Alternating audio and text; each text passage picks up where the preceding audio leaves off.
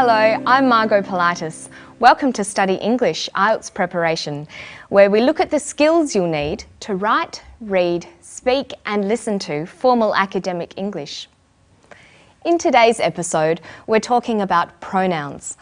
We'll also have a quick look at homonyms and then take some time to practice using suffixes. But first, we're going to watch a clip about people who suffer from eye problems. The people in this community live far from the city, so it's hard for them to get medical treatment. They have no access to specialists at all, and they cannot travel because they are poor, and most of them have cataract and they are blind because of cataract, which is preventable. The resources aren't here really to take care of them. It would mean a major upheaval if they got to the stage where they couldn't be taken care of here. They would have to leave their home, their friends, their family and go somewhere where they could be cared for, which is miles away in remote communities. The professor is talking about the access of residents in the Mora community to eye specialists. He talks about the residents by using the pronoun they. Pronouns are words that can take the place of nouns. They're words like I, you, they, who, or what. We can use pronouns in a number of different ways, and they take several different forms. They can act as subjects, objects, or possessives. If we look at they, the subject form is they, the object form is them, the possessive form is their. Listen to the professor talk about the residents.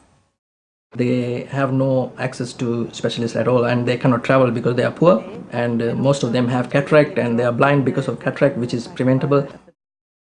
Here, they is used as the subject of the sentence. Did you notice that the subject and verb agree in number? They're both plural. The professor always says they have or they are. Let's listen to the clip once more. Most of them have cataract and they are blind. The resources aren't here really to take care of them. Both the speakers use the pronoun them after the preposition of. Most of them take care of them. Let's see how we can use them with other prepositions. We can say of them, to them, by them, for them, in them, on them, with them, or at them. Now listen for the possessive form of they, their. They would have to leave their home, their friends, their family and go somewhere where they could be cared for, which is miles away in remote communities. Here, their functions as a possessive adjective. It describes ownership. Their is used to talk about things that belong to the eye patients. The patient's homes, their homes. The patient's friends, their friends. The patient's families, their families. So there are three forms pronouns take. The subject form, like they, the object form, them, and the possessive form, their.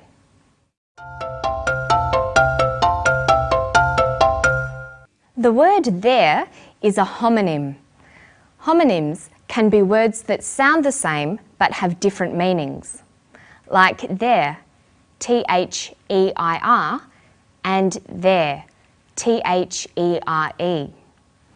Julie is talking about their home, their friends, their family. Is that T-H-E-I-R or T-H-E-R-E? We know from the context that she is talking about ownership, who the friends, home and family belong to. So we know which spelling of their she is using, T-H-E-I-R. Their friends, their home, their family. Another example of a set of homonyms is H-E-R-E and H-E-A-R. They're both pronounced the same, here. Listen for here. The resources aren't really here to take care of them. She says the resources aren't really here. The context tells us that when Julie says here, she means in their immediate location. She is using HERE. The resources aren't really here. There are two different types of homonyms.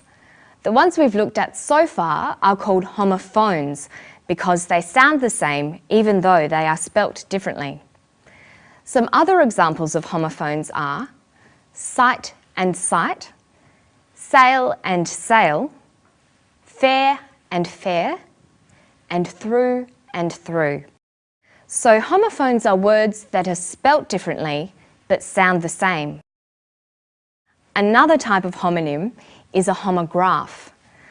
Homographs are words that are spelt the same but in different contexts the word will be pronounced differently. Some common examples are read and read, wind and wind, live and live. Let's try an exercise about homographs. How would you pronounce the word in bold? She read the instructions carefully.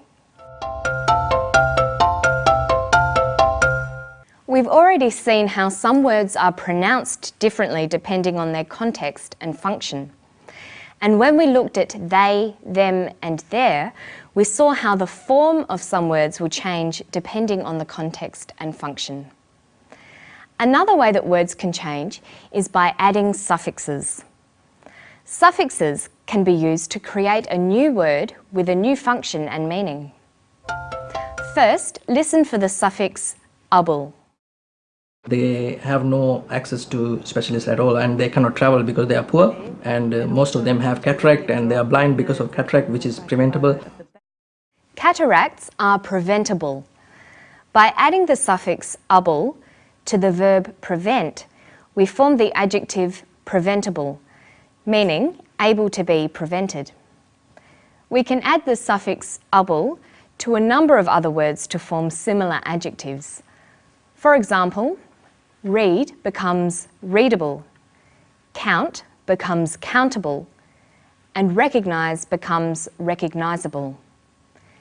There are many other common suffixes in English.